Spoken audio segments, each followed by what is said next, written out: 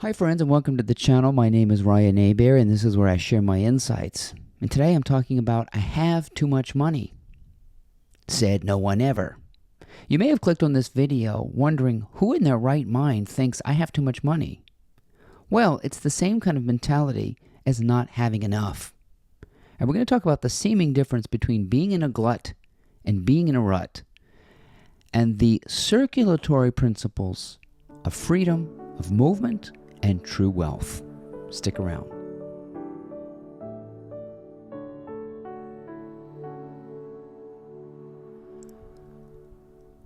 I want to talk to you about two people in my life who were identical.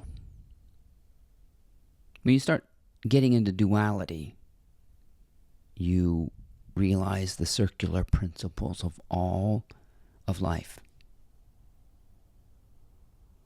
including need and supply. And you will come to the realization that you are the centrality of that need and supply in equilibrium. The first person died at 76 years old with millions in the bank. Millions. 2 homes, all sorts of things. And it was distributed among his friends and remaining relatives. This person was, by outward signs, loaded. He lived in North Carolina, and he was so cheap. He would go to the YMCA to shower because he didn't want to spend money on the utilities and the hot water. He would never shower at home. Nor would he run his air conditioner in the muggiest North Carolina heat. He was always in love with a bargain, depriving himself of things he could have afforded easily. Why? Because his mind was saving for a rainy day. So he ended up with a glut. Excess. Why? For fear. And he died, misperceiving that he could take it with him. To me, that's poor. Got the cheap seats, took the bus, never showered at home, bought the things on sale, thrifty. All for what? Because he was afraid that one day he was going to need it. And he lived his whole life, and that one day never came. Now let me introduce you to another person who admitted he was poor. And I know this person, he has enough money, because I know. He has enough money to fix his car. But it's too expensive to fix his car, so he runs his car into the ground, ruining his only reliable form of transportation, depriving himself of something that he needs, only for fear that there will be a greater need in the future. So, hoarding mentality is the stoppage of flow. Imagine breathing in and never breathing out. That's being in a glut. Just breathing in and breathing in and breathing in and breathing in and breathing in and breathing in. You never know. You might need that air. When the lungs are bursting, when the supply is bursting,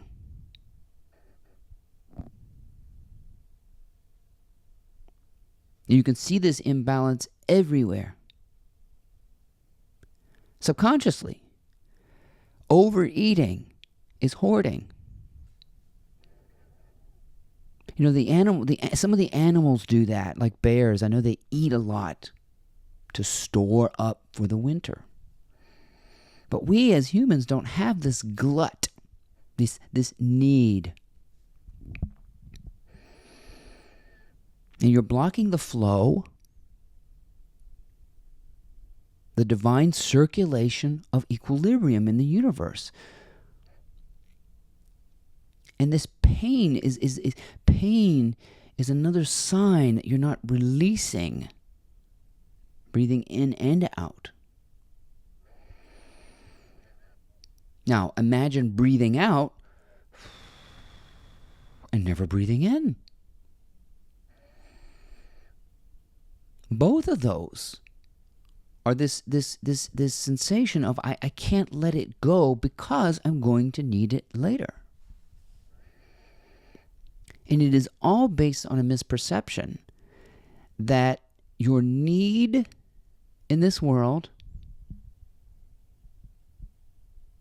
and your supply are different sources.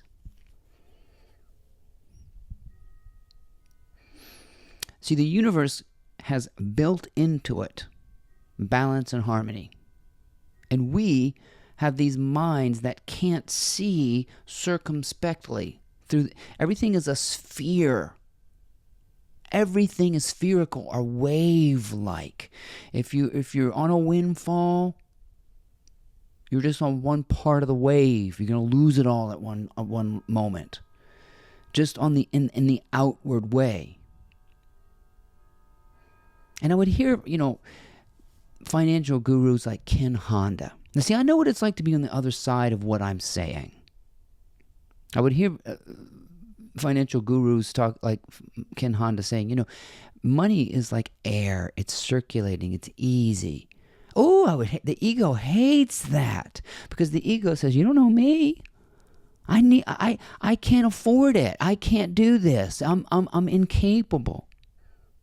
The ego, this kind of stuff to somebody pisses them off. But I've said this before in the Ted Lasso series. They were absolutely right when they said the truth sets you free, but it pisses you off first. But you're going to be attracted to this stuff, wondering, I wonder if he's right. The ego doesn't want to accept this. That money is like air. And it does freely circulate. Okay, well, how do you practice being a free circulator of money, even the little bit that you have? When you pay your bills, you do it without clamping up your insides. You do it thankfully. Thank you. As the bills come, you say thank you. Because you are essentially paying yourself. It's just like breathing out. When you breathe out, the plants and the trees are saying thank you, and they're giving and receiving. So gluts and ruts are based in fear. And what is fear? Petrification, frozen. I can't move. I can't breathe. You must first, all of this freedom begins in the body. Even if you're at your last $2, there's a little proverb that says, if you're down to your last dollar, spend 50 cents on bread, and with the rest of it, buy yourself some flowers. What good does any of this do when tomorrow is never coming?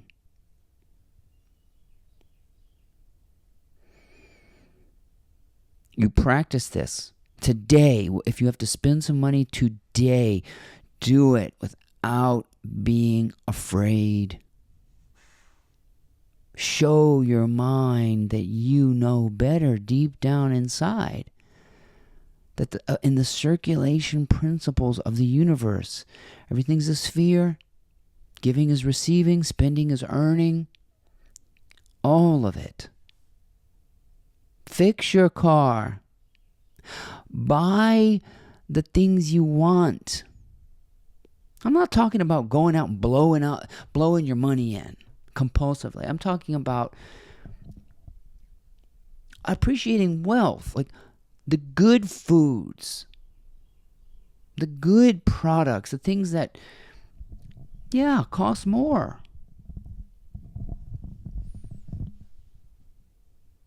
No, but think about it. Does anybody ever say, I have too much money? God, I got to get rid of some of this stuff. We clean out our closets. We clean out our refrigerators. We clean out our pantries.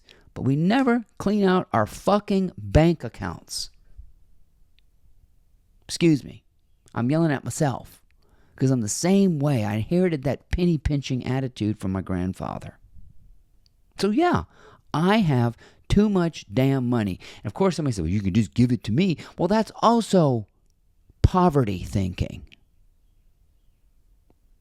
I sure wish he'd give me some. You see? People don't understand the circulation principles. Nobody thinks twice about breathing in and breathing out. And that's how simple this is. And I guess I'm emphatic because I'm talking to the man I see on the screen. I don't see you. I see the bald-headed creature that is speaking. So when you realize you're doing all this for yourself, again, I'm circulating this information for the creature Ryan who needs to hear this. And if somebody else needs to hear it, that's great. But like Gandhi, I'm doing it for myself. Ryan, spend the money. Spend it on yourself. Spend it on others if you so desire. Let it go down. Then it starts to circulate. See, we're too afraid to test these tried and true principles of the universe, that the universe is a circle. Everything in the universe is spherical. Even the universe itself is believed to be spherical, which makes it appear infinite. It's just that you can't see what's on the other side. It's like looking at the earth. You can't see the dark side. Well, what you need is the dark side, and what you're supplying yourself is the light side, and the source is the same. You're the source of the need and supply. You're generating it. And once you understand that, it kicks it in, man. Start giving shit away. Give it all away. That's a sign that you're progressing and you're loosening up abundance and wealth. You're free. You are free in a circle. The circle of life, the circle of air, the circulation of money. And there are lots of people with billions and billions and billions of dollars on the planet who are just as poor as the poorest of the poor. Can't let it go. And this friend who lived in North Carolina, Bobby, I know my best friend inherited $80,000 from him. And I don't even know if they were that close. And I know another friend who inherited twice that much from him.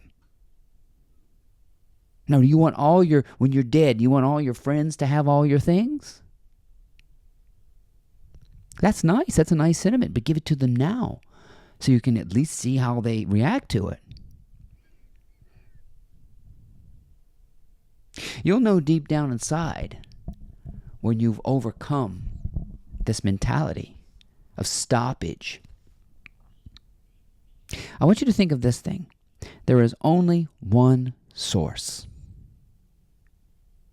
And you were the centrality of that source. Need and supply. Need and supply are the same. In a sphere, they're equal. And the mind cannot see in 360 degrees. That's why it freaks out when the bank account goes down. That's why it freaks out when the climate changes. That's why it freaks out when it looks like the world's going to hell. Doesn't see where we're headed. The proverbial turnaround. The circulation of hope. The excitement of watching it go down only because you realize it's coming right back like a boomerang. Fear boomerangs and boomerangs and boomerangs until you're tired of it. Then joy, effervescence, supply, it starts boomeranging because you know that need and supply come from the same source. You.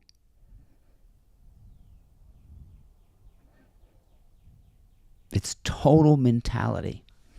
You got to contemplate these things, and then you're going to be tested. This is faith. Your faith will be tested. Can you write those checks? Can you pay your bills, even with no income? Use what's in the storehouse because it is rotting. Jesus said, store your treasures in heaven. Why store them here? They're rotting, moth-eaten, and all this stuff. Your bank account is all of the money, all of the air, all of the resources. That's your supply right there. You're connected to it all.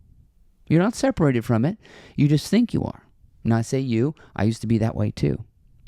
So if this stuff gets under your skin, that's good. But you're not going to do it without practicing it. Pay your bills with love. Say thank you. I started writing checks, and I've been writing thank you on the check. You will have a completely different attitude.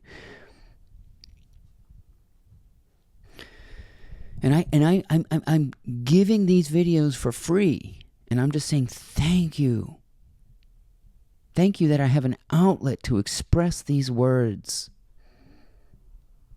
even if nobody's listening.